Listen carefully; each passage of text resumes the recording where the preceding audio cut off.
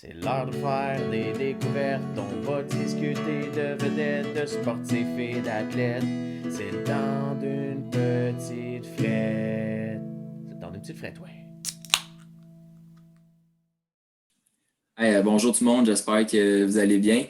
Une autre semaine, un autre podcast. Ça me fait plaisir d'être avec vous encore cette semaine.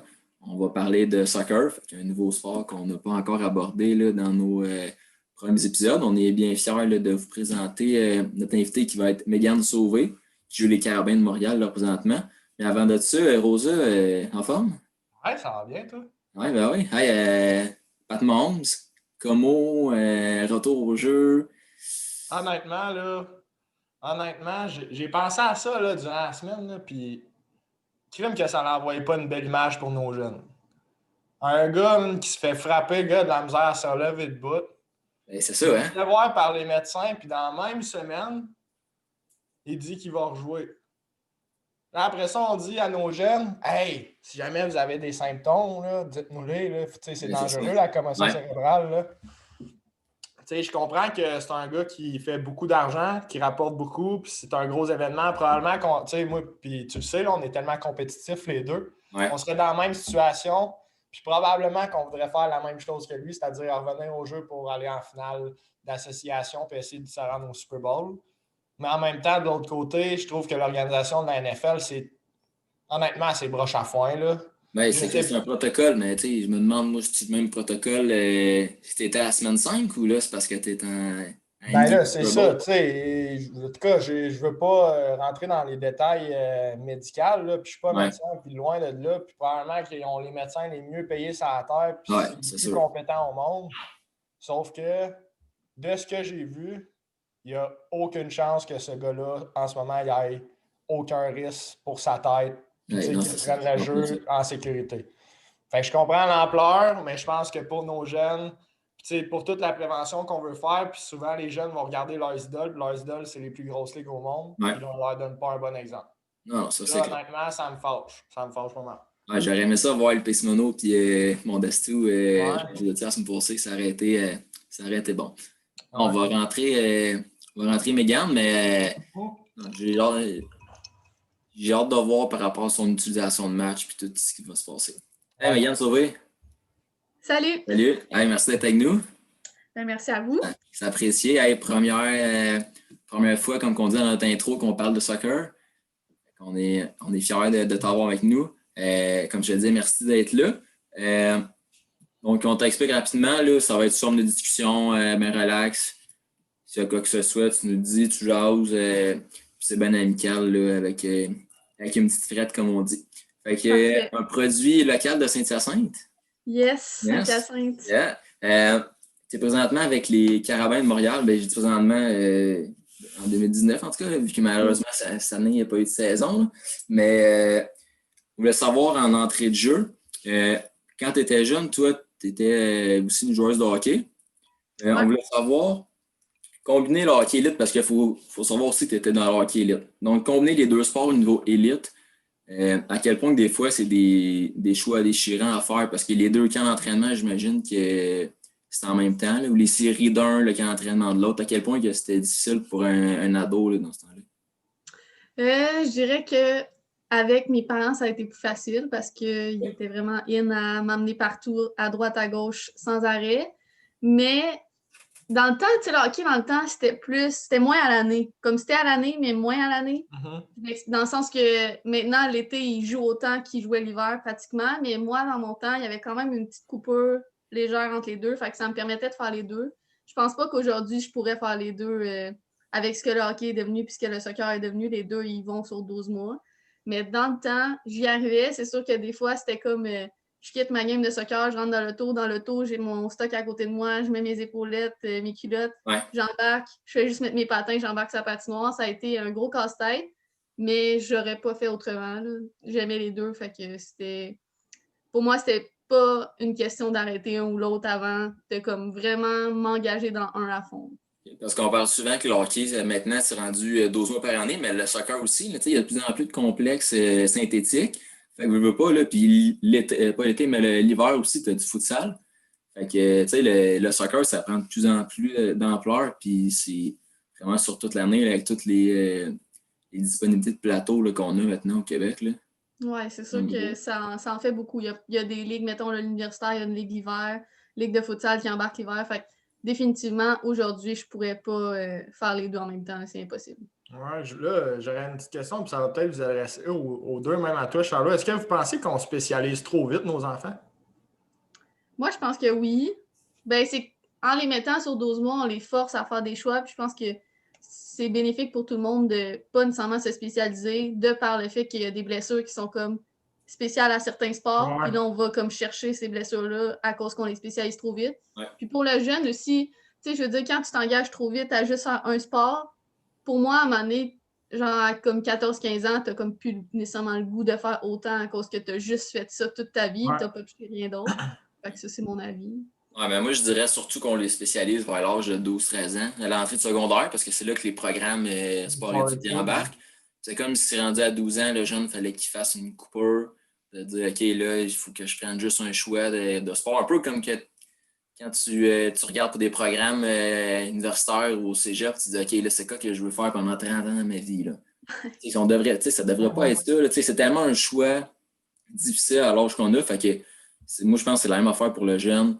12-13 ans, tu dis, OK, je vais monter dans un programme du sport régulier, que je vais avoir, mettons, sur 10 jours, je vais avoir 6 périodes d'éducation physique ou de ce programme-là, où je me lance dans mon sport-études, qu'à tous l'après-midi, je vais être sur le terrain ou sur la glace. Souvent, ce que le jeune il fait, c'est le sport, il tripe, qu'il s'en va vers là. Mais souvent, tu jases avec du monde, puis finalement, tu te dis, ouais, finalement, m'ouvrir les yeux sur d'autres sports, ça aurait peut-être été aussi une bonne option, sans dire qu'ils regrettent nécessairement, là, mais c'est sûr que des fois, ils remettent peut-être en question le choix possible qu'ils ont fait. Parce que moi, je pensais à ça, puis je trouve que c'est une faiblesse qu'on a au niveau, je ne sais pas au niveau québécois, là, je vais dire ça de même parce que c'est plus le secteur qu'on connaît, là, mais autant au niveau civil qu'au niveau scolaire, on dirait qu'on ne permet pas, comme tu en parlais, Mégane, puis tu disais, mais je sortais de ma pratique de soccer, puis je rentrais dans l'auto, je mettais mes patins de hockey, puis je m'en allais sur la glace, mais à quel point nos associations de soccer, Soccer Québec, Hockey Québec, ils ne se parlent pas, puis qui pourraient juste faire des calendriers qui matchent, mais personne ne veut céder son petit bout de terrain, puis tout le monde veut tirer sur sa couverte pour avoir son côté. Fait que là, ça finit que, justement, tu en parles, tu vas être en série, sûrement que tu l'as déjà vécu avec le hockey élite, tu es en série au soccer en septembre, mais tu as ton camp de hockey élite, puis si tu ne te présentes pas à ton camp de hockey élite, ben, tu ne feras pas l'équipe, fait que tu scrapes toute ta saison d'hiver. À quel point je trouve ça tellement innocent. Là. C'est vraiment con. C'est aussi le fait que, tu sais, à la fin de la journée, pour moi, c'est comme les séries, tous les gros tournois, c'est les moments où que, comme tu tripes, tu as vraiment envie, c'est que ça fait en sorte que tu veux jouer le sport. Fait que de l'enlever aux jeunes pour faire un camp ou quelque chose d'autre, je trouve ça poche. Là, évidemment, comme les associations, ils gagneraient juste à se parler parce qu'il y a plus de jeunes qui joueraient de tous les sports au Québec, puis ça, on serait juste gagnant de ça. On le voit même au niveau américain, il y en a qui se rendent et qui vont jouer au baseball au niveau NCAA, puis que l'hiver, ils vont faire un autre sport, puis ils vont être repêchés dans les 2 plus grandes ligues au monde, puis là, c'est là qu'ils vont avoir à faire leur choix. Mais tant qu'à moi, tu es aussi bien de faire le choix rendu parce que quand tu vas choisir ta vraie carrière, que tu vas être repêché par les 2 équipes, là, c'est là que tu choisis le sport que tu vas vouloir faire, alors que là, on le fait à 12 ans quand les jeunes, des fois, ils se connaissent même pas eux-mêmes. Ouais, c'est ça. Puis tu sais, t'en parlais un petit peu parce que j'ai lu un article de Philippe Marleau le 6 novembre 2020 là, qui disait que tu avais fait le camp régional, le camp d'équipe Québec à 14 ans, puis tu disais que tu avais décidé de te retirer à cause du stress. Pourrais-tu nous en parler un petit peu de ce qui s'est passé? Ben, en fait, le camp des équipes Québec, c'est comme tu es invité un dimanche, il faut que tu te présentes là à genre 8 h le matin, tu es à Laval, tout le monde est là, tu pars ta journée, puis là, dans la semaine, tu attends la prochaine liste qui va sortir. Si ton nom est là, bravo, c'est un autre dimanche pour te prouver, etc. Puis c'est juste que moi, mettons, je suis rentrée dans le camp, la première chose que l'entraîneur a demandé, c'est vous, est-ce que vous regardez Canada, équipe soccer féminine des Olympiques, est-ce que c'est votre rêve? Puis là, moi, à ce moment-là, comme tout le monde, tu sais, il y en a dans la salle que je voyais, c'était comme moi, c'est mon rêve, c'est juste ça que je veux faire. Puis moi, comme j'avais ma game de hockey le lendemain, puis comme, je savais pas ce que je voulais faire, là, tu sais. Fait que dans ma tête, je me suis dit que je suis vraiment pas à ma place en ce moment. Tu sais, c'est vraiment comme, pour eux, à ce moment-là, il fallait que ce soit toute ta vie, puis moi, c'était pas ça. Fait que ça faisait juste, on dirait, me stresser quand j'allais là. Tu sais, le matin, je dis à mon père, j'ai pas le goût, puis je vous donne un exemple, là, j'étais à Saint-Joseph à ce moment-là, puis je jouais au futsal, puis mon équipe se qualifiait pour les provinciaux. Tu sais, ça a l'air vraiment nono de se dire je vais lâcher les équipes du Québec parce que je vais aller jouer mon futsal, mais pour moi, c'était tellement pas à ce moment-là comme prioritaire dans ma vie que je suis allée jouer mon futsal, puis on s'est classé pour les provinciaux, puis j'ai eu bien plus de plaisir à faire ça. Fait Ouais, tu avais le c'était bonbon plus. avec les provinciaux, tandis Ouais, que c'est l'autre ça. camp de sélection, tu le voyais comme plus un examen qui n'est pas nécessairement le fun à passer. Puis, tu sais, quand on est jeune, se faire juger puis se faire noter, surtout dans des sports, des fois, tu n'aimes pas ça, là, nécessairement, Ouais, te exact. comparer aux autres. Là. OK. Exact. OK, super. Fait que, en tout cas, si jamais les associations nous écoutent, ben, essayez d'ajuster parce qu'en ce moment, c'est pas ça coche. Non, exact. Mais on ferait peut-être pas mieux qu'eux avec les. Tu sais, on les connaît pas nécessairement, les structures. On les connaît bien, mais en même temps, non. Tu sais, Ouais, c'est je ça. ne sais pas si tu Ouais. comprends. Tu sais, c'est tellement gros qu'à un moment donné, c'est sûr qu'eux, il faut qu'ils fassent des choix aussi, puis ils les font, mais des fois, c'est au détriment des jeunes, puis c'est ça qui est un petit peu plus. Ouais, c'est ça. Non, exact. Tu sais, puis c'est vraiment intéressant pour moi qu'il y ait ce scouting-là, puis c'est important les équipes du Québec, puis il faut que ça continue, puis que ça continue jeune pour qu'on puisse aller voir le talent, mais c'est juste que je trouve que c'est trop vite, trop tôt. Tu sais, je vois beaucoup de joueurs qui vont se développer plus tard qu'à 14 ans, puis qu'à 14 ans, c'est trop un stress de déménager à Montréal, vivre en famille d'accueil, etc. Non, Donc, c'est sûr, là.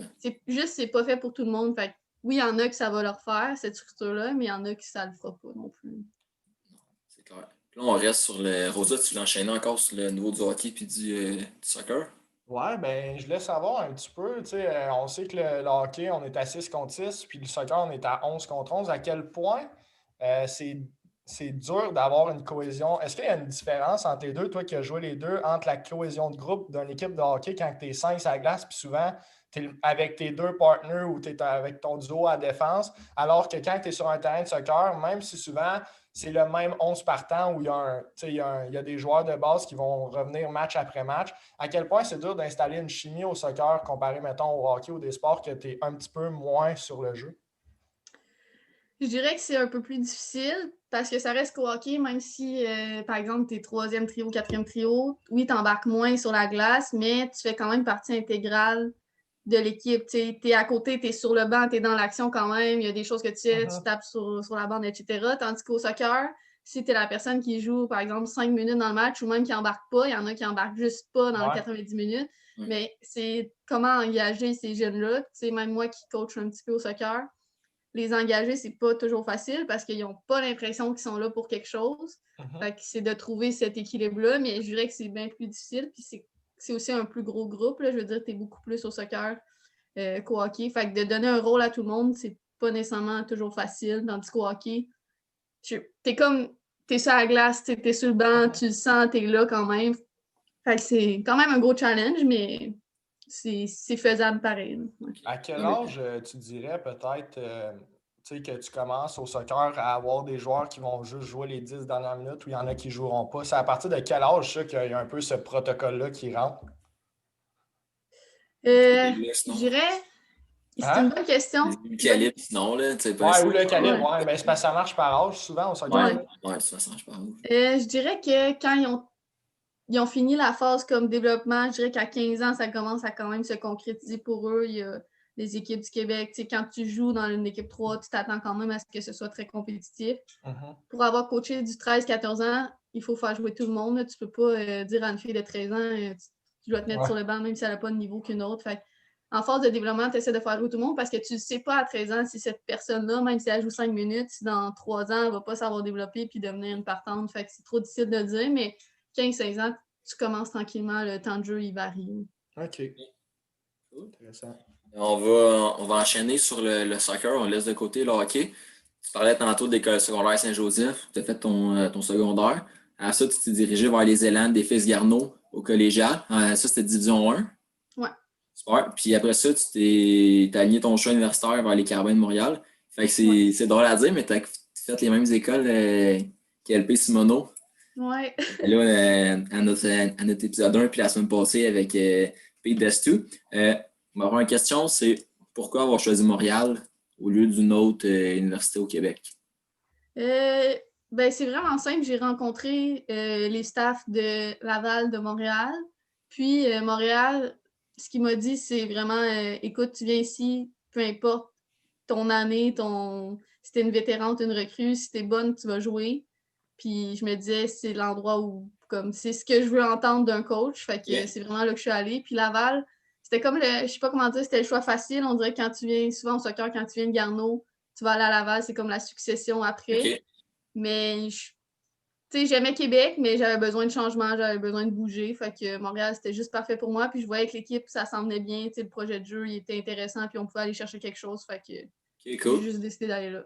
Excellent. Puis là, on avait Fanny Vigent qui, elle, est allée en Ontario. Est-ce que ça t'est venu à l'idée de t'éloigner, de sortir du Québec, fait que d'aller vers les ligues d'Ontario ou vers l'Ouest? Je connaissais pas assez le réseau U-Sports à ce moment-là. Je sortais OK. juste du collégial. Je connaissais les universités québécoises parce que c'est ce que j'entendais T'es proche. parler. Puis Ouais. je connaissais un petit peu la NCAA parce que j'ai joué à Lakeshore, puis c'est anglophone, puis il y a beaucoup de filles qui quittent pour aller aux États-Unis. Mais je me disais, à la fin de la journée, je veux sortir avec un bac qui va me servir dans la vie. Puis j'avais pas envie non plus d'aller aux États-Unis, de revenir, de devoir retourner à l'école. Fait que c'était pas. J'aime pas assez l'école pour ça, en fait. Là. Fait que c'était comme, faut que j'aille me trouver un bac, puis que j'aille un job après, parce que je suis quand même une femme qui fait du sport. Là. Je vais pas faire des millions avec ça. Fait que c'est pour ça que j'ai arrêté mon choix sur le Québec aussi. OK. Ouais, Puis puis, tu as enchaîné avant? ben c'est ça, là, vas-y. c'est là où c'est qu'on voulait aller. Ah ouais. Tu sais, on connaît la réalité du foot féminin au niveau de l'argent. Puis là, t'en as parlé un petit peu, mais comment ça va orienter ta carrière? Tu sais, j'ai lu sur Radio-Canada par l'agence France Presse en 2019 qu'à la Coupe du Monde, la bourse globale partagée entre 24 équipes féminines était de 40 millions de dollars, alors que pour les mondiaux en Russie, les hommes avaient 530 millions de dollars. Là, je répète, là, il y avait 40 millions pour les filles, puis 530 pour les hommes. À quel point la disparité, tu te dis, tu sais, puis je le sais que tu as un gros potentiel juste avec tes statistiques, tu sais, de la manière qu'on entend parler de toi, mais je me demande si pour un joueur qui serait peut-être masculin puis qui aurait ton niveau à toi, tu sais, lui, ça serait quoi sa décision? Parce que oui, il y a le potentiel, mais il y a aussi l'argent qu'il pourrait faire avec le soccer. Alors que toi, oui, tu le sais, tu as le potentiel de te rendre dans une équipe professionnelle, sauf que tu le sais que tu vas peut-être jouer pendant 10 ans puis que le salaire est tellement bas que tu es mieux de prendre, mettons, un bac puis d'aller enseigner puis que tu vas garder pendant 30 ans ce salaire-là. C'est à quel point ça l'a orienté ta carrière? Ben, du tout au tout, ça oriente notre choix. T'sais, un gars, ben, je parle avec des gens autour de moi qui me donnent des conseils, puis ce qui ressort toujours, c'est va chercher ton baccalauréat, ça te prend la sécurité, tu vas pas faire assez d'argent avec ça. Puis je le sais aussi, il y a des joueuses que je connais qui ont été dans les réseaux professionnels, puis c'est comment on en parle, nous, c'est comme tu vas voyager, mettons, pendant 2, 3, 4 ans gratuitement parce qu'évidemment, ils t'hébergent quand tu vas pro, mais tu ne fais pas un salaire de ça. Là. C'est plus comme une expérience que tu as dans ta vie qu'un salaire puis une job. Fait qu'évidemment, comme tout joueur de soccer, va aller chercher souvent un baccalauréat avant ou quelque chose pour pouvoir avoir un job après. C'est comme primordial. Tu ne vas pas y arriver sinon, puis on le sait. Donc, OK, puis T'as mis le doigt sur le bobo, je pense. Hein? Tu as parlé de sécurité. Là. ouais. Et c'est pas mal ça quand tu dis que tout le monde va chercher un papier pour après ça pouvoir faire quelque chose. Là. C'est quand même une triste réalité. Vas-y, Rosa, excuse-moi.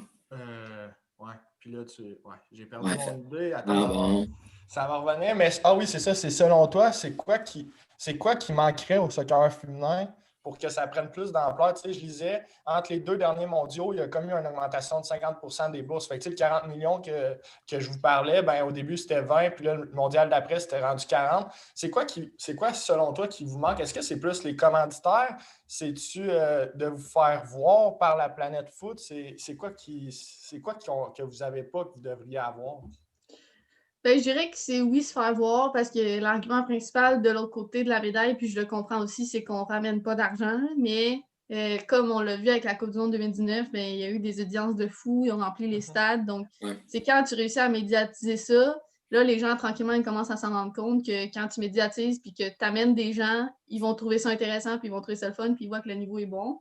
Mais si tu n'as pas la plateforme pour te faire voir, tu ne vas pas y arriver. Fait que je pense que tranquillement, ça s'en vient. Comme tu as dit, ça l'a doublé. Tranquillement, il y a des ligues. Par exemple, en Angleterre, eux, pratiquement tous les gros clubs ont les deux côtés, puis ils font de l'argent avec les deux côtés.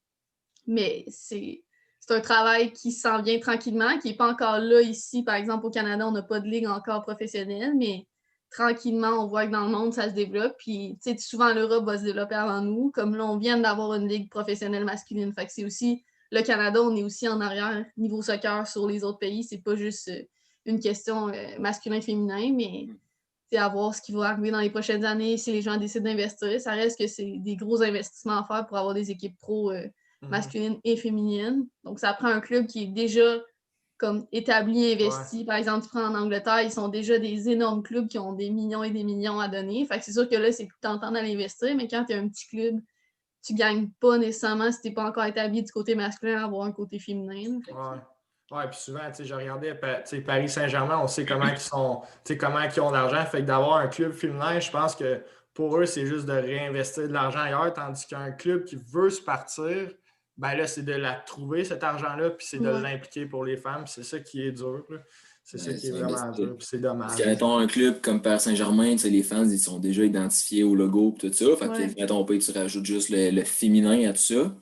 Là, c'est ça, là, quand tu crées un club, tout ça, ben, c'est une question d'identité et de sentiment d'appartenance. C'est ça qui est difficile dans. C'est aussi quand tu as de l'argent, tu vas chercher des joueuses que tout le monde connaît. Ouais. Tu sais, d'aller chercher des noms que personne ne connaît. Ton audience ne va pas non plus nécessairement aller facilement du côté féminin. Tandis qu'on voit les grosses équipes comme le PSG, ils ont juste des stars dans leur équipe. Fait que c'est sûr que l'audience internationale va être là. Mais... C'est clair. OK. 2017. Championne U-Sports. Ouais. Première fois que les Carabins soccer féminin gagnaient le U-Sports. Là, j'imagine qu'ils devraient avoir un méchant gros party après. Quand même. Je peux pas croire que vous avez rien fait pour célébrer ça. Là. Non, on a fêté. Tu peux nous conter un peu de bout qui se raconte devant la caméra? Se raconte devant la caméra. Je dirais qu'on a pas mal fêté. Là-bas, on était... C'était à Winnipeg, mon championnat canadien. Puis on est allé dans un petit resto-bar assez miteux près de l'hôtel parce qu'il n'y avait pas grand-chose dans la ville, honnêtement, à aller. Fait que c'était drôle parce que les locaux là-bas, eux autres, ils mettaient, comme ils rentraient dans le resto, ils mettaient leur truc sur notre trophée comme si c'était quelqu'un, puis ils nous payaient des tournées. Puis eux, ils étaient vraiment, vraiment gentils. Fait que ça a fêté pas mal. Puis le lendemain, on avait un vol. Je pense qu'on partait à 7 h le matin de notre hôtel pour retourner à Montréal. Fait qu'à l'aéroport, c'était tough. C'était vraiment tough, honnêtement. On était tous couchés sur nos bagages. On avait de la misère, mais... y en a-tu qui ont failli manquer le vol? Non, on a tout réussi. On n'était pas en forme. On a pas mal dormi, mais... Non, c'était vraiment drôle, mais c'était cool quand même. Avec les locaux là-bas, ils étaient vraiment drôles, honnêtement. Là, on parlait d'audience et de tout ça au niveau du soccer féminin. Là-bas, pendant les championnats, il y avait tout le monde pas mal qui allait voir ou c'était tranquille comme audience? C'était vraiment tranquille parce que c'était censé être dehors. Puis finalement, ils ont dû les transférer à l'intérieur parce qu'ils ont eu une grosse tempête de neige, comme 30 cm de neige. Fait que vu que c'était en dedans, tout ce que tu avais comme espace de... C'était comme une mezzanine en haut avec des bancs. Fait qu'il était rempli, mais il y avait une limite à tout ça. Là. C'est sûr que c'était une petite ville que je pense pas nécessairement que le monde savait qu'il y avait un gros événement. Fait qu'il y avait nos familles, nos amis, puis les autres équipes qui regardaient, mais c'était pas une grosse audience. C'est dommage. Ça aurait pu être une bonne occasion de vous faire valoir puis de montrer à tout le monde à quel point que le niveau il était haut soccer féminin universitaire.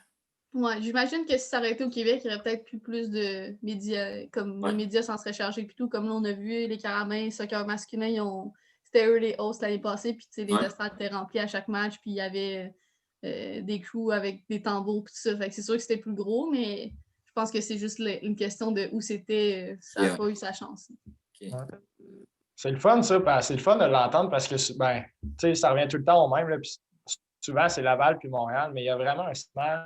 Je ne sais pas si tu vas pouvoir nous éclairer plus. Un sentiment d'appartenance, on dirait, à Montréal, peu importe que ce soit le football, le soccer, on dirait qu'à chaque fois qu'on a des histoires des personnes qui ont fait ces équipes-là, c'est tout le temps « Ah ouais, on avait l'école derrière nous », alors que à Sherbrooke, Pierre-Antoine Dastou nous en parlait la semaine passée, la meilleure game, c'était un homecoming parce que c'était les initiations, puis comme tout le monde était là cette semaine-là, mais à part ça, souvent, il n'y a pas grand monde. À quel point à Montréal, le monde sont intenses.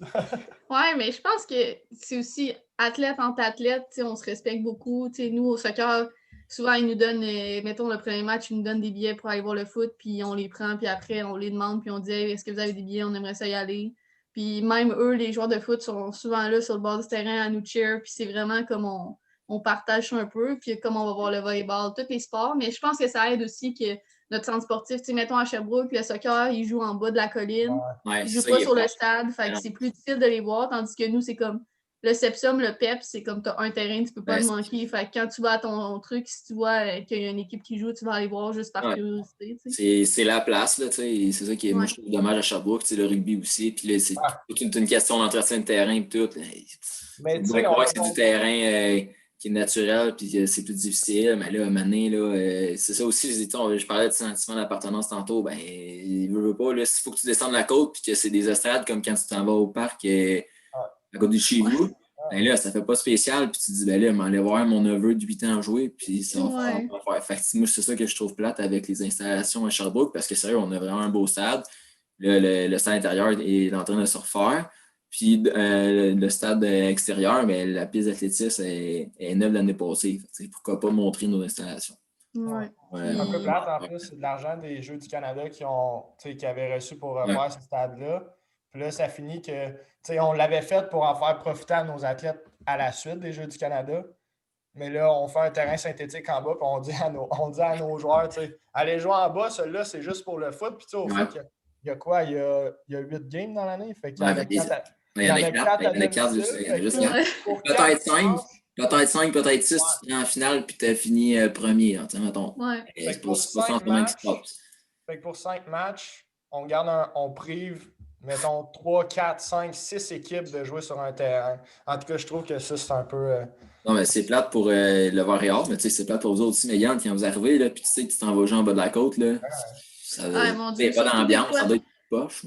Des fois, ils nous font jouer sur le naturel à Sherbrooke, Ouais. celui-là qui est comme vraiment dans le fin Ah. fond. Lui, c'est c'est catastrophique. Sinon, synthétique, c'est beau, puis c'est bien. Ouais. Puis pourtant, nous, comme on est obligé d'aller, comme quand on va au vestiaire pour prendre nos douches après les matchs, pour venir à Montréal, on est obligé de monter toute cette côte-là, de traverser la rue avec tous nos sacs pour aller au centre sportif. Mais pourtant, il est vraiment beau, le centre sportif à l'intérieur, comme les installations sont vraiment belles. Fait que je trouve ça tout le temps décevant. Je me dis, il pourrait juste faire un terrain proche, peut-être comme des installations pour qu'il y ait du monde et que ce soit cool. En plus, à côté, c'est ça, à côté du complexe, il y en a un, il y a un espace gazonné, mais c'est ça, il n'est pas tant utilisé. Hey, je voulais savoir aussi, Montréal-Laval, là, c'est une rivalité au football. Au soccer, c'est la même affaire. Vous avez une rivalité avec une autre université? Je dirais que l'année passée, on avait eu Cam qui était dans la course avec nous, mais d'habitude, c'est comme. Au niveau intensité, puis que les médias, que c'est peut-être plus médiatisé ou que même vous autres, vous dites le Laval ou telle équipe. Ouais. C'est sûr que Montréal-Laval, c'est comme affrontement qu'il y a toujours plus de monde dans les estrades parce qu'ils savent que ça va être un bon match. Comme ça fait plusieurs années que c'est souvent les provinciaux, tu regardes les champions, c'est Montréal-Laval, champion finaliste, puis on se partage le titre comme ça. Fait que, grosse rivalité. Puis je pense que ça va continuer. Les deux programmes sont comme bien établis, puis ils grandissent à chaque année. Mais quand l'année passée, ils se sont comme rajoutés dans le mix. Ils ont fait un bon recrutement. Il y avait vraiment une bonne équipe. Mais ça reste que Montréal-Laval, c'est comme tradition un bon d'affrontement, comme au foot. Ouais, comme au foot. Hey, je finis de parler des Carabins avec ta saison 2019. Là, tu peux-tu bien me dire ce qui s'est passé pendant ton été 2019? Là? Parce que là, tu as reçu une panoplie d'honneurs individuels puis au niveau d'équipe. Qu'est-ce qui s'est passé en 2019? En 2019, durant ma saison d'automne, on m'a comme changé de poste. Je suis devenue attaquante pour la saison avec les Carabins. Parce qu'avant, tu étais milieu de terrain, c'est ça? Oui, j'étais milieu de terrain sur le côté. Puis là, par de fait, on a perdu notre attaquante qui marquait beaucoup de buts. Bref, je me suis retrouvée là. Puis ça a vraiment bien été. J'ai marqué le plus de buts dans le circuit, puis au total, le plus de points. Fait que ça a fait en sorte que j'ai eu des bons honneurs individuels. La première équipe d'étoiles au Canada puis au Québec. Ouais. Fait que ça a vraiment été une grosse saison pour moi. Mais je ne sais pas si je vais retourner attaquante ou je vais rester au milieu. Ça va être à voir en fonction du recrutement qu'on a. Mais c'est comme une saison juste différente des autres. Puis on a beaucoup de gros joueurs qui étaient partis, fait que c'était de prendre un rôle un peu plus, mais ça s'est bien passé pour moi, vraiment. Super. Ouais, comme tu dis l'autre attaquant, tu as scoré des goals, mais je pense que toi aussi, ça témoigne à quel point tu as fait la job à sa place finalement. Tu as fait J'ai essayé. une bonne substitution. Rosa, vas-y. Ouais, je voulais savoir à quel point la saison 2020, tu sais, là, on le voit que tu as une belle lancée, puis tu sais, en tout cas, tu as vraiment progressé. Puis là, avec les honneurs individuels que tu as eus, avec la saison 2020 qui a été cancellée ou elle a été jouée en partiel, je crois. Elle a été annulée, nous, parce annulée que... au Soccer, c'est annulé au complet. Hein? Okay. Fait que là, dans le fond, est-ce que tu as encore une année d'éligibilité avec les fait, Carabins ou... Moi, il m'en restait 2. J'étais juste à ma 3e année en 2019. Là, ça aurait été ma 4e année, mais ils nous l'ont redonné. Fait que c'est comme s'il m'en restait encore 2 à mon actif. Fait que c'est comme si je tombe en 4e année l'année prochaine. OK, c'est bon. Cool. Puis avec ton programme d'études, tu vas pouvoir là, tu es en enseignement au secondaire, c'est ça? Oui, enseignement secondaire. Ouais, avec ton programme, tu vas pouvoir faire tes 2 années ou tu vas en te mettant moins de cours par session ou là, ça arrive que tu sois ton diplôme, fait que tu en restes juste une finalement? Il m'en reste 2 parce que j'ai commencé dans un autre programme puis j'ai changé. Fait que je vais finir exactement en même temps que mes années d'éligibilité. Ah, good. Fait que tu vas avoir une motivation à te lever le matin encore à ta dernière année de bac. C'est fun. Exact. Good. Ouais, merci Megan encore pour le temps que tu nous donnes. C'est bien apprécié. On va continuer. Dernière question par rapport au soccer universitaire. Là, on parlait de ta saison remplie d'honneur en 2019. Puis en plus, en 2019, tu es allé aux universiades. Okay? Là, je regarde sur ma feuille parce que je n'avais jamais entendu parler de ça. Puis je suis certain que quelqu'un qui n'est pas dans le milieu du soccer n'a pas nécessairement entendu parler de ça non plus. Je voulais savoir, c'était quoi ça comme genre de compétition? Dans le fond, c'est comme des genres de mondiaux universitaires. Okay. Fait que de partout dans le monde, tout dépend des pays qui participent. Il y a tous les sports. Pas toutes, là, parce qu'il n'y a pas, mettons, foot, c'est différent. Mais, mettons, il y avait volleyball avec nous, toutes les sortes d'athlétisme sont là, la natation, participent à ça. Fait que tu vas là-bas, puis c'est comme les meilleurs au Canada qui participent, qui sont choisis dans différents sports. Tout dépend des sports, c'est comment que ça fonctionne. Je sais qu'au volleyball, je pense que tu envoies ton CV, des vidéos, puis c'est leur façon de te sélectionner. Au soccer, vu que c'est en Ontario, ils te demandent d'aller au camp, de te présenter, puis de faire les sélections. Mais tu arrives là-bas, il y a tous les sports, plein de pays. Fait que c'est vraiment cool. OK. Puis il a fallu que tu te présentes en Ontario pour te présenter là-bas? Les camps, c'était à Toronto. OK. Toujours. Fait qu'on allait là. J'ai eu la chance qu'il y ait une fille de mon université de Montréal qui était avec moi qui faisait les camps. Fait qu'on faisait la route ensemble. Sinon, ça aurait été un peu long de tout faire ça tout seul. Mais non, on allait là-bas. Ça a été un camp de 3 jours, puis après un camp d'1 semaine. Puis après, on recevait si on était pris ou non pour les universités. Puis est-ce que c'est toi qui s'est poussé avec ton ami à y aller ou c'est vos coachs qui vous ont dit les filles, vous avez peut-être le potentiel qu'il arrive quelque chose au camp, là, mettons? C'est fait par rapport aux équipes d'étoiles U-Sports. Okay. Fait que si tu es sur les équipes 1 ou 2, c'est probablement sûr que tu es invité au premier camp. Puis il y a aussi les coachs des universités, parce qu'il y a des universités qui n'ont pas de joueuses sur les équipes U-Sports, mais qui sont bonnes quand même. Fait que là, il y a les coachs aussi qui envoient des propositions. Puis eux, ils font une liste. Ils font un camp de 3 jours où c'est des matchs, tout simplement. Là, ils te mettent en couleur, un peu comme au hockey. Ils te mettent un match intra-équipe. Puis après, ils sélectionnent qui invite au camp final. Puis ce camp-là, il dure 1 semaine là-bas. Puis là, ils font leur sélection à partir de ça. Nice. Puis la compétition en tant que telle était où, elle, cette année-là? Elle était en Italie, à Naples. Fait que, ça, c'était vraiment cool. C'était une belle place. Puis on a fait un camp d'1 semaine au Portugal avant, un pré-camp comme pour se préparer. Fait que ça, c'était bien. Wow. J'avoue aussi, je me serais mis au soccer. C'était pas pour moi, finalement. La compétition, ça a donné quoi, votre résultat? On a fini dans le bas du classement. Okay. On s'est classé pour les quarts de finale, puis on a perdu en quart de finale. Quand même. Puis après, on s'est pris pour le classement de 8 à 15, on s'est pris l'Italie. Okay. Puis on a perdu. Fait qu'on n'avait pas de classement officiel. On sait qu'on est, je pense, je me rappelle plus. Je sais qu'on est en bas de 8. Entre 8 et 15. À partir de ce moment-là, tu sais pas t'es classé exactement quelle position. Mais on a pris le Japon en quart de finale. Gros challenge. Puis le Japon, après, sont allés en finale. Fait qu'on n'est pas... ouais, non, tu ne peux pas sortir à la tête basse de cette expérience-là. Ça doit quand même être... À quel point vous avez vu que tu te rends compte que c'est différent de ce que, mettons, le Canada monte à ses jeunes comparé au Japon? Y a-t-il une grosse différence? Est-ce que tu remarques que, mettons, en Italie, le programme de soccer ou le programme brésilien est vraiment meilleur puis tu dis, oh, ils sont même pas au même niveau sais, vous êtes dans les tops au Canada, mais tu te dis, hey, on n'est vraiment pas à leur niveau. Est-ce que c'était quand même des games tight ou il y avait vraiment des équipes que tu disais, oh, là, sont vraiment plus fortes que tout le monde? Je dirais que, étonnamment, quand même, Corée du Nord était vraiment, vraiment top. Ils se sont rendus en finale, je pense, chez Japon ou Corée qui a gagné. En tout cas, les deux étaient en finale. Les équipes asiatiques étaient vraiment, vraiment bien organisées. J'ai l'impression qu'il y avait eu comme des gros camps avant de venir. Il y en a beaucoup qui faisaient partie des équipes nationales de leur pays. Okay. Nous, il n'y en avait pas parce que au Canada, c'est vraiment plus des joueurs NCAA qui sont sur les programmes d'équipe nationale. Fait qu'on n'en avait pas du tout. Fait que c'est sûr que c'est comme nous, on a eu une semaine au Portugal pour avoir une équipe, là, mais en une semaine, tu fais pas des gros miracles. Puis en Italie, c'était vraiment aussi des joueuses d'équipe nationale, beaucoup de joueuses d'équipe 23, donc qui vont bientôt être sur l'équipe nationale italienne, mais qui ne sont pas encore. Fait qu'ils se connaissaient déjà, comme on voyait des joueuses que tu voyais que ça faisait longtemps qu'ils avaient joué ensemble, puis nous, c'était pas le cas. Fait que c'est sûr que c'est ça la différence entre les deux. Ouais. Mais non, c'était vraiment, vraiment fort le niveau quand même. OK. Et, quand même, c'est là tu vois la différence entre tout ce beau monde-là et leur culture. Là. Puis, Rosa, on enchaîne. ouais, on va y aller. Là, tu en as parlé un petit peu tantôt avec la NCAA parce qu'on sait que les baccalauréats ne sont pas nécessairement les mêmes. Quand tu t'en vas, mettons, aux États-Unis, ben, quand tu reviens, comme tu l'as mentionné, il faut que tu repasses un bac parce que c'est pas les mêmes demandes ici. Est-ce que l'Europe t'a déjà tenté? Oui, ben l'Europe, je la vois plus comme le après. OK. Comme pour éventuellement ma carrière pro, c'est sûr que c'est en Europe parce que comment ça fonctionne, c'est qu'ici, au Canada, il n'y a pas de Ligue pro.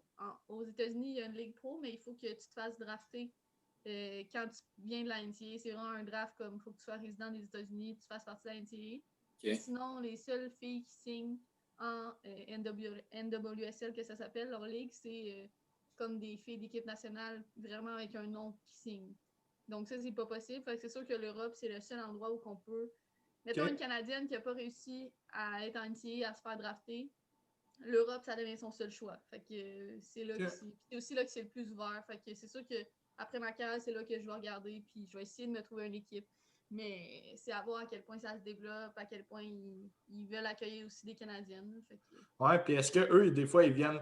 Est-ce que, mettons, tu as déjà eu des contacts avec eux, peu importe c'est où en Europe? Est-ce qu'il y a déjà du monde qui t'ont écrit pour dire « Hey, on aimerait peut-être ça, tu sais, te rencontrer » ou c'est plus ou moins... Tu sais, ça, on le voit au hockey.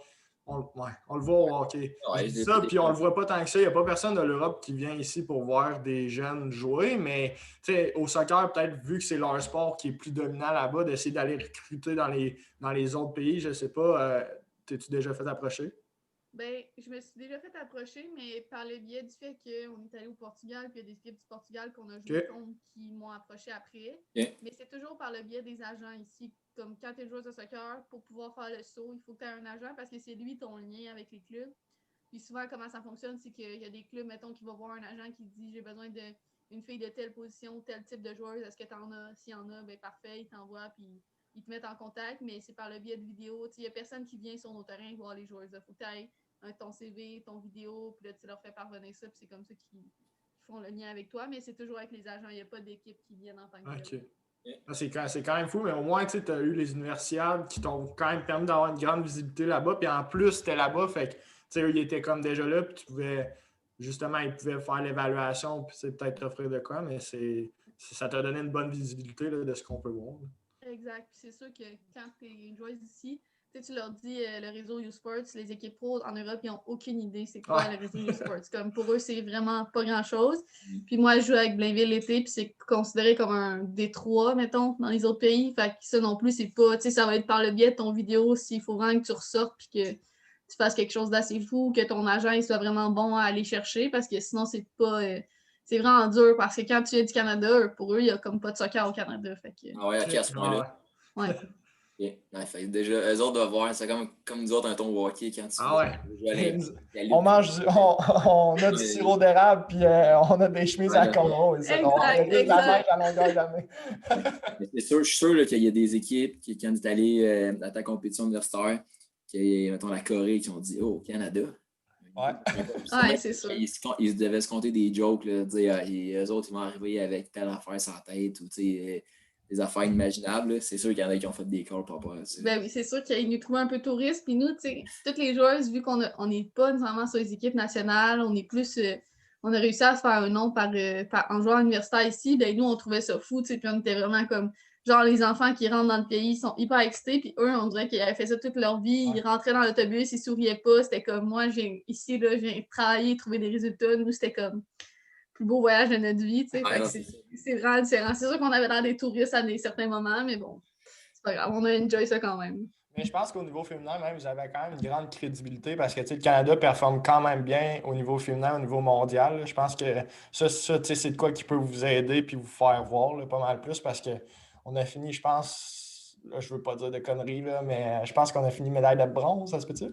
Ouais, ben dans les derniers, oui. On a eu des bons ça. résultats. Fait que le Canada est toujours top 15, il va se classer pas mal. Fait que ça, c'est sûr qu'on est crédible. C'est juste qu'il y a encore du travail à faire dans le sens où nos ligues ne sont pas encore entièrement reconnues. C'est plus ça le problème. Là. Fait que les gens, ils se demandent toujours la fille est rendue à quel niveau. Là. Fait que c'est à voir. Ouais. Même là, je te confirme que c'est aller chercher des téléspectateurs parce que moi qui n'aime pas trop regarder le soccer, j'étais devant ma TV cette journée-là. Puis j'étais content que le Canada gagne le bronze. Il allait chercher du nouveau public. Là, on parle de Jeux olympiques au début, puis là, on ne va pas trop te retourner longtemps, Megan. Tu te donnes beaucoup de temps, puis c'est bien apprécié. Tantôt, tu parlais que dans ton camp de Québec, équipe Québec, le coach il dit est-ce que vous voyez aux Jeux olympiques, tout ça. Puis toi, là, à 14-15 ans, tu te dis là, il y a d'autres choses dans la vie. Là, en ce moment, là, que tu as juste le soccer au niveau sportif, est-ce que tu vises une sélection canadienne un jour? Je l'aurais visé, c'est un rêve que tout le monde veut avoir, mais c'est pas possible, c'est pas réaliste de se dire je pourrais être sélectionné un jour pour le Canada. Comment ça fonctionne au Canada, c'est vraiment que tu es sélectionné sur les programmes d'équipe du Québec ou plus tard, tu es chanceux puis comme tu perces quelque part en NCAA pour y arriver. Mais même là, j'ai une amie, elle s'appelle Evelyne Bien, puis elle est partie, elle a fait la même chose que moi, elle est allée à FX Garneau, elle est partie en NCAA, elle a tout détruit la ligue, elle s'est fait recruter, drafter en NWSL, elle joue pro en D1 en France, puis encore là, elle n'est pas encore invitée. Fait qu'il faut vraiment que comme tu fasses tout. Si tu n'es pas sélectionné à 14-15 ans sur leur programme, à 22 ans, ils ne vont pas se dire je vais aller chercher quelqu'un de 22 ans, ils vont prendre la fille de 15 ans qui est très, très bonne, puis qui a un potentiel, ils vont se dire je vais développer celle-là, parce que c'est sûr que de prendre des joueuses ici et là, c'est comme d'accepter que ton programme n'est pas à point, mettons, qu'il y a quelqu'un qui s'est développé à l'extérieur de ton contexte. Fait que, c'est vraiment de garder ça. Je la prends à 15 ans puis j'essaie de la développer jusqu'au maximum. Fait que pour moi, de me dire je vais être sélectionnée, ça va jamais arriver. Là. Je sais, je suis très consciente de ça. C'est sûr que c'est bien puis c'est le fun. Puis je vais avoir les universités, d'autres expériences qui sont cool. Puis je peux quand même avoir une carrière pro sans passer par là. Mais c'est vraiment comme si tu le fais pas, je savais, tu sais, là maintenant, je sais, le moment où j'ai dit aux équipes du Québec que j'allais pas les faire, c'est là que j'ai dit je vais pas faire le reste non plus. Puis sachant où ce que tu es rendu maintenant, est-ce que ta décision, elle aurait changé à 15 ans?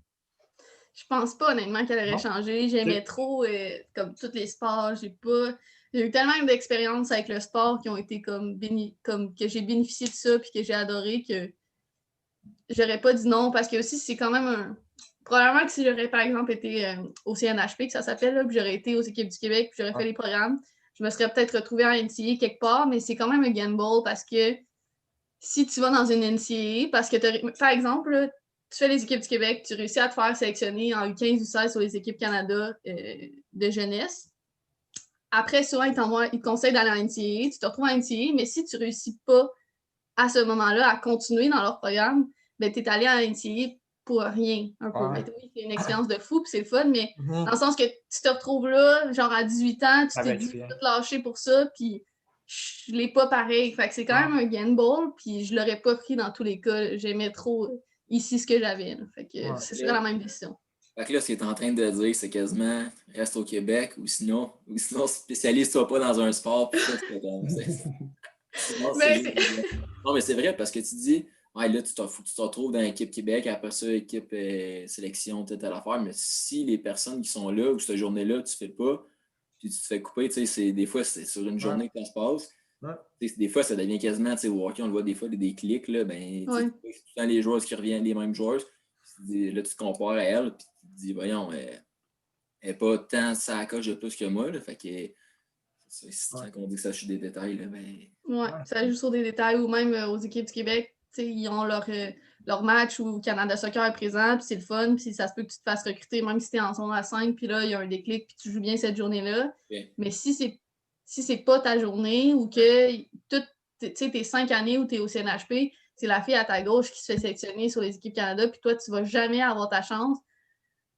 Moi, personnellement, j'aurais été tellement découragée de ça que je serais même pas arrivée à continuer ce programme-là. Mais je le vois, par exemple, qu'il y en a que ça fonctionne. Puis que, écoute, à 14 ans, ils sont bonnes, ils sont les meilleurs de leur équipe du Québec. Après, ils sont bons aux équipes canadiennes, vont NCAA. Tout est comme parfait. C'est juste que je crois pas que c'est fait pour tout le monde non plus. Mm-hmm. Ouais, puis c'est. Ouais, OK. Ça répond pas mal, sérieux. Ça répond vraiment bien à nos questions parce que c'est un domaine qu'on ne connaît pas tant, puis ça nous éclaire aussi. Puis autant pour le soccer que même le hockey, on voit un peu comment on essaye de développer nos jeunes, puis c'est ça. C'est vraiment intéressant. Puis là, on voulait savoir, tantôt tu parlais de visibilité et tout ça. Nous, des fois, en tant qu'entraîneur, on va demander à nos joueurs à qui tu t'identifies. Fait que, tu vas me nommer un joueur à qui tu penses que tu ressembles pour voir un petit peu comment acter dans la vraie vie. Est-ce que vous, quand on vous demande ça, vous vous identifiez à qui? Aux gars ou aux filles? Tu vas-tu dire, mettons, je m'identifie à Lionel, une bonne attaquante, je ne sais pas. Je dis n'importe quoi, tu vas t'identifier à Lionel Messi, Cristiano Ronaldo, ou tu vas t'identifier plus mettons, à Megan Rapinoe des États-Unis, puis tout ça?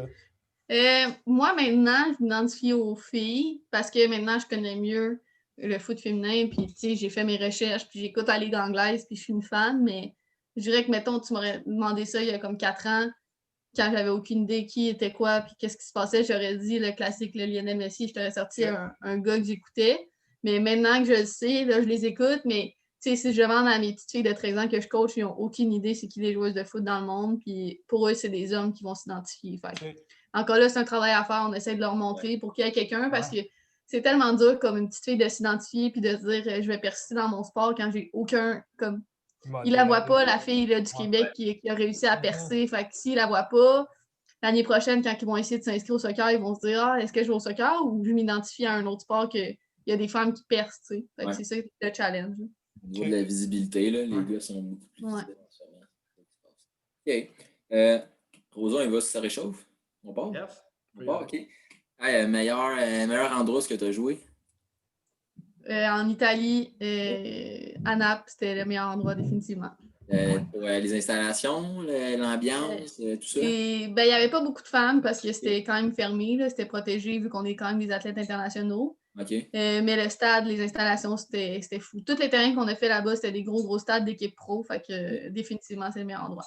À quel point c'était différent, au niveau, mettons, est-ce qu'en Italie, c'est vraiment juste du naturel? Souvent, ici, on est beaucoup rendu sur du synthétique, mais des fois, tu vas regarder les premières ligues, puis c'est juste du naturel, puis souvent, c'est à couper le souffle. Là. Le gazon, c'était comment là-bas?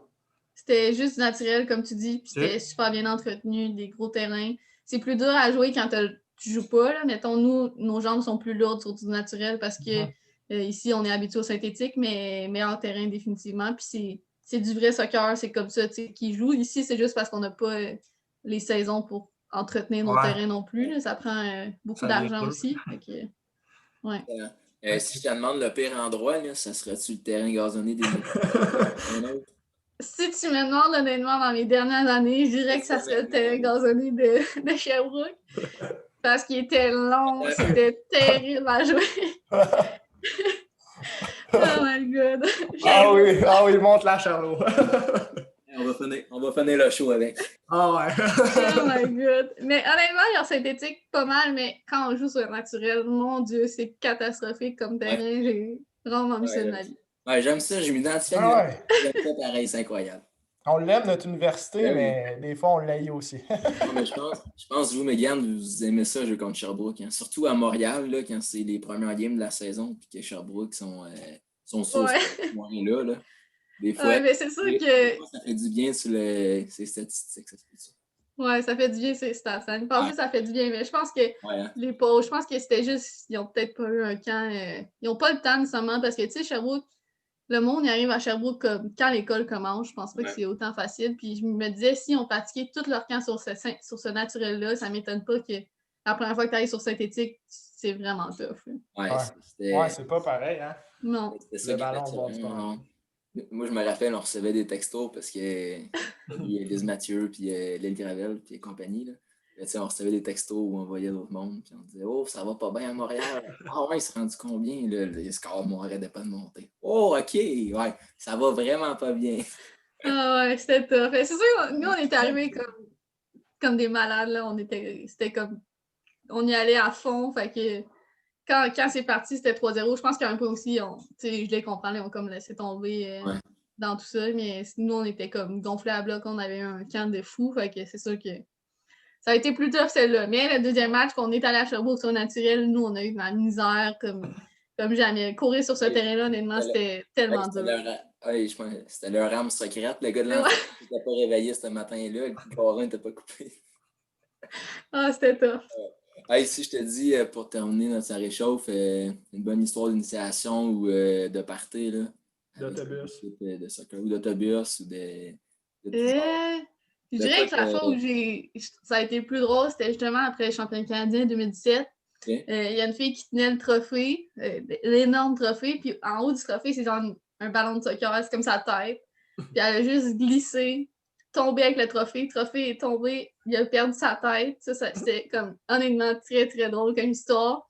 Puis pour le reste de la soirée, on a juste tapé le trophée comme si c'était genre une vieille affaire. Hey, on se promenait avec ça, on avait l'air pas crédible, tu sais. Puis en plus, le trophée, il y avait les locaux, ils avaient mis des tucs puis des affaires des foulards puis des trucs, là, c'était une drôle d'histoire. Quand elle est tombée puis la boule est partie, je me suis dit, ça y est, comme on est disqualifié, je sais pas ce qui va se passer, mais c'était vraiment drôle.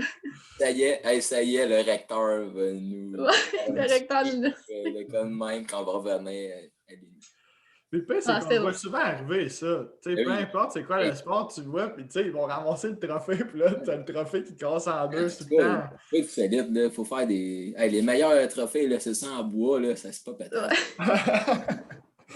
Ouais, mais t'as pas d'histoire si t'as pas ça. Non, ça fait des drôles d'histoires. Ben oui. On va finir ça avec tout le beau temps que tu nous as donné, Megan, avec la personne en or, la personne qui t'a aidé dans ton développement, puis tu sais, qui t'a rendu l'athlète que tu es aujourd'hui, puis que tu aimerais peut-être te remercier, ça serait qui? Mon Dieu. Je vais séparer ma réponse en deux. Je dirais que le coach de F. Diano, ça a été une grosse influence dans mon parcours parce que comme j'étais à Saint-Hyacinthe en sport-études, je n'étais rien là, à ce moment-là. Fait qu'il m'a pris en étant rien, il m'a fait confiance, puis il m'a donné plein de temps de jeu, des opportunités. Fait que ça a été comme le moment où je me suis fait un nom pour moi. Puis après, à Montréal, je remercie mon coach d'université parce que lui, même chose, il m'a fait confiance quand j'étais à Garneau, mais à Garneau, je défonçais pas les stats, c'était pas ce cas-là, puis là, il m'a vraiment fait confiance. Puis mon coach, en ce moment, semi-pro à Blainville, ça, c'est comme lui qui a comme pris ce que j'étais, le talent, puis juste peaufiner ça pour que je sois vraiment, vraiment comme efficace dans toutes les situations de jeu. Fait que c'est ces trois personnes-là, je dirais que je leur dois beaucoup. Ouais, c'est intéressant. Tu pourrais-tu dire leur nom? C'est quoi les noms des coachs? Mon coach de Québec, c'est David Desloges. Maintenant, il est coach à Laval. Fait que ça fait drôle de contre lui aujourd'hui. Le plan de match, il doit être sur toi. Qui dit ton nom, le plan de match, mais on a une bonne relation, fait que ça, c'est bien. Mon coach à Montréal, c'est Kevin McConnell. Lui, il est là depuis vraiment longtemps. Puis il m'a vraiment, vraiment fait confiance. Fait que ça, j'apprécie. Puis mon coach à Blainville, c'est Jean-Loup Gosselin. Puis lui, il a juste... première année à Montréal, il est venu voir un match, il m'a parlé dans l'estrade, puis il était intéressé. Puis depuis ce temps-là, honnêtement, il me fait confiance, même chose. Fait que je pense qu'ils m'ont tous fait confiance de A à Z, puis ils m'ont permis de comme aller chercher un step de plus, parce que je pense pas qu'aujourd'hui, sinon, je serais rendue où je suis. Okay. On salue tout ce beau monde-là. Ouais. Excellent. Fait que, Megan, on va conclure là-dessus. Merci de ton temps, de tes histoires, de tes réponses. Sérieux, si ça peut en éclaircir plusieurs, parce que on est souvent au hockey, puis des fois on ne sauve pas, surtout au niveau féminin. Et on est content d'avoir eu la chance de pouvoir discuter avec toi. Puis si ça a ouvert des horizons, puis justement qu'il y ait plus de visibilité par rapport non seulement au sport féminin, mais au soccer féminin aussi, on va avoir fait partie peut-être une petite affaire de la solution. C'est ça. se vanter. Ben, merci à vous pour la belle invitation, puis de vous intéresser à ça aussi, c'est vraiment cool. J'ai hâte de regarder aussi les prochains épisodes. Yes. Fait qu'on va te souhaiter une bonne saison 2021 en espérant qu'il y en ait une. En Je espérant, pense que ça on va va voir. vers ça. Fait que j'espère que. Ouais, on croise les doigts. J'espère que ça va bien aller pour toi. Puis continue dans le bon cheminement que tu as en ce moment. Puis je suis sûr que même si ça se finit au soccer dans 2 ans, tu vas être une super de bonne enseignante pour les jeunes. Tu vas être un beau modèle à suivre. Donc, on te remercie pour ton temps. On rappelle à nos autres.